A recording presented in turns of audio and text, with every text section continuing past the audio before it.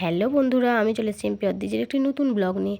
হ্যাঁ দেখো, অদ্রিজ এখানে রেডি হয়ে ঠাকুর মন্দির যাচ্ছে। ও গেছে মামাবাড়ি আজকে শীতলা মন্দিরে পুজো আছে, আজকে ভোগের অনুষ্ঠান। হ্যাঁ দেখো, দুপুরবেলা গেছে পুজো দিতে, সেখানে তখন দুপুরে উনুন আরে রেডি হয়ে গেছে। দেখো কোড়া বসানো আছে। এখানে হলো হাত ভাঙা ঠাকুর মন্দির। এখানে শরীরের যে কোনো হাড় অংশ ভেঙে যাক না কেন, এই মন্দিরে মনস্কামনা পূর্ণ হয়। যদি কেউ মানসিক করে থাকে সে এখানে আসতেই হবে, না হলে যে যতই ডাক্তার দেখাক না কেন তার কোনো অংশ ভেঙে যাওয়া অংশ ভালো হবে না। এরকম মন্দিরটা তোমাদেরকে একবার দেখিয়ে দিলাম। মন্দিরটা কত সুন্দর সাজে উঠেছে। এরকম মন্দিরে বিকেলবেলা সবাই ঘট তুলতে যাচ্ছে। এই ঘট তোলার পর ওই জলটা নিয়েই মন্দিরে ভোগ বসবে, যেখানে হচ্ছে ভোগ বসলে মাঘ মাসের 2 তারিখে ভোগের অনুষ্ঠান হয়ে থাকে, 3 তারিখে বিলানো হয়ে থাকে। প্রচুর দূর দূরান্ত থেকে মানুষ আসে। দেখো এখানে ঢাক ব্যান্ড বাজনা সব কিছু করা হয়েছে। গ্রামবাসী আত্মীয় স্বজন সবাই সেখানে উপস্থিত থাকে। এখানে মানুষজন দেখো একে একে ঘর ধূপ ধুনো নিয়ে ঘর নিয়ে যাওয়া হচ্ছে লাইন দিয়ে।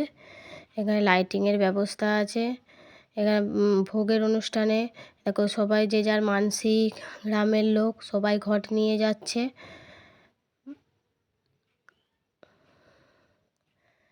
এই দিনে এখানে ভাত, বিউলির ডাল, বাঁধাকপি আর পালং শাকের তরকারি রান্না হয়ে থাকে। যেখানে পায়েস, চাটনি এগুলো সব রান্না হয়ে থাকে। দেখো ঘট নিয়ে তুলে নিয়ে চলে এলো। দেখো ঢাক বাজানো হচ্ছে। এখানে প্রচুর মানুষ আছে, আমরা তো ভিড়ের মধ্যে যেতে পারছিলাম না। দেখো তোমাদেরকে উনুন ধরানো দেখবো। একবার উনুন সন্ধেবেলা জ্বালানো হয় আর সারা রাত ধরে রান্না করা হয়, যে বন্ধ হয় না। এখানে অনেক রকম ব্যবস্থা আছে। সারা রাত ধরে রাঁধুনিরা রান্না করে, ব্রাহ্মণ দিয়ে রান্না করানো হয়। প্রচুর লোক আছে, দেখো তোমরা দেখতেই পাচ্ছ কত লোক। আর এই যে উনুন ধরাবে সবাই দাঁড়িয়ে দেখছে। দেখো মন্দিরটা একবার দেখেই নাও। এখানে ঠাকুরের প্রসাদ বিতরণ করা হয় সকালবেলা, সারা রাত রান্না হবে। প্রচুর মানুষের ভিড় হয়। মাঘ মাসের 2 তারিখে ভোগ বসে আর 3 তারিখে বেলানো হয়। আর একবার শরীরে যে অংশই ভেঙে যাক না কেন, কেউ যদি নাম করে দেয় যে এখানে আসতে হবে, যদি না আসে সে কিছুতেই ভালো হবে না, যতই ডাক্তার দেখাক না কেন আর যাই করুক। দেখো উনুনের পুজো করছে। উনুন পুজো হয়ে গেলে উনুন ধরানো হবে। ধরানোর পর কড়া বসিয়ে সারা রাত ধরে রান্না করা দেবে। এখানে প্রচুর মানুষ সবজি কাটছে, মানসিকের লোকও সবজি কাটে, গ্রামবাসী আত্মীয় স্বজন সবাই মিলে সহযোগিতায় সবজি কাটা হয়। প্রচুর মানুষ সহযোগিতায় বড় বড় কড়া বসিয়ে রান্না হয়। তোমাদেরকে তো রান্নাটা একবার দেখাবই। এছাড়া এখানে যাত্রা অনুষ্ঠান হয়। যিনি যাত্রা করে সেও, তার পা ভেঙেছিল, সে তার টাকা নেয় না, দিয়ে যাত্রা করে যায় প্রতি বছর। 4 তারিখে, 3 তারিখেও যাত্রা হয়, 4 তারিখেও যাত্রা হয়ে থাকে। প্রচুর মানুষের সমাগম, সবাই চাল দিতে আসে, চাল সবজি যার যেমন ক্ষমতা সে দিতে আসে। এখানে ভোগ বিক্রিও করা হয়। ভোগ এখানে প্রচুর মানুষ আছে দূর দূরান্ত থেকে। দেখো উনুন ধরানো হচ্ছে, সবাই প্রণাম করে উনুন ধরাচ্ছে। যদি ভিডিওটা তোমাদের ভালো লাগে, এমপি অদ্রিজের ভিডিওটি যদি ভালো হয়ে থাকে, তোমরা লাইক কমেন্ট অ্যান্ড সাবস্ক্রাইব করে দিও ভিডিওটিকে।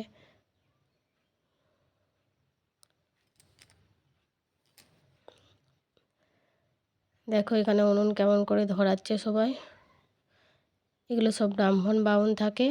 এছাড়াও অনেক লোক থাকে উনুন ধরানোর জন্য, কাঠ বয়ে দেওয়ার জন্য। যে যা মানসিক করে, কেউ কাঠ মানসিক, কেউ পায়েস মানসিক, কেউ যা চাল দেয়, কেউ সবজি দেয়। আর গ্রামবাসীরা তো সবাই দেওয়া হয়েই থাকে, চাল আলু সবজি যে যেমন পারে দেয়। এই দেখো ঠাকুরটা, এখানে মা শীতলা মন্দির। কত সবজি কাটছে লোক, তোমাদেরকে তো আগেই বললাম। দেখো কত সবজি কাটছে, প্রচুর সবজি হয়। সারা রাত ধরে রান্না করা হয়ে থাকে। পালং শাকের তরকারি, বাঁধাকপি, বিউলির ডাল, চাটনি, সব রকম সবজি দিয়ে, তেঁতুল দিয়ে টক হয়। টকটা তো অসাধারণ খেতে লাগে। আর এদিকে পায়েস হয়, ভাত তো থাকেই। দেখো প্রচুর মানুষ সবজি কাটছে। এদিকে রান্না করছে। যে খড়ের ঘটা দেখতে পাচ্ছ, ওর মধ্যে ভাতগুলো রাখা হয়। এছাড়াও মন্দিরের ভিতরেও রাখা হয়। অত ভাত তো ধরবে না, তার জন্য ওখানেও রাখা হয়, মন্দিরের ভিতরে রাখা হয়। সকালবেলা সবাই ঘুম থেকে উঠতে না উঠতেই শীতকালের দিন তোমরা তো বুঝতেই পারছো মাঘ মাস কি ঠান্ডা থাকে।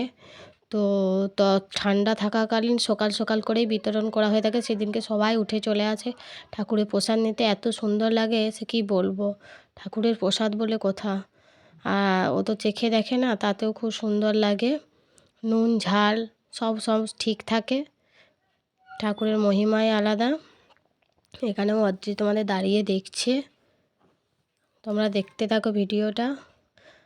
আর যদি কেউ আসতে চাও তো আমাদের সঙ্গে কন্ট্যাক্ট করতে পারো, কমেন্টে তোমরা জানাবে। যদি ভিডিওটা ভালো লাগে লাইক কমেন্ট অ্যান্ড সাবস্ক্রাইব করে দিও। দেখো এখানে কত সবজি কাটছে, দেখো বেগুন, পালং শাক। এই ঠাকুরের মহিমাই আলাদা। শরীরের যে অংশই ভাঙুক না কেন, কেউ যদি একবার বলে দেয় ওই মন্দিরে যেতে হবে তো আসতেই হবে। যদি না আসে সে কখনোই ভালো হবে না। পরের দিন আবার ভোগ বিতরণের দিনেই এখন যাত্রা অনুষ্ঠান হয়, যাত্রা হয়, তারপরের দিনকেও যাত্রা হয়। এবারে যে যেমন মানসিক করে, কেউ বাউল কীর্তন, যে যেমন মানসিক করবে সে তেমন মানসিক করতেই থাকে। দেখো রান্নাটাও তোমাদের একবার দেখলাম, এটা তখন অনেক রাত 11টা বাজে। আমরা গেছিলাম আর একবারটি আমাদের বাড়ির কাছেই। দেখো কত রান্না হচ্ছে, দেখো সবজি বইছে এখনও তাদের কাটা চলছে। সব ধুয়ে পরিষ্কার করে রাখা আছে। দেখো ডেচকির মধ্যেও কত কিছু আছে। এখানে জলের ব্যবস্থাও আছে, ধুয়ে পরিষ্কার করে রেখেছে। সবাই রান্না করছে, তোমরা তো দেখতেই পাচ্ছ কত বড় খুন্তি কড়াই।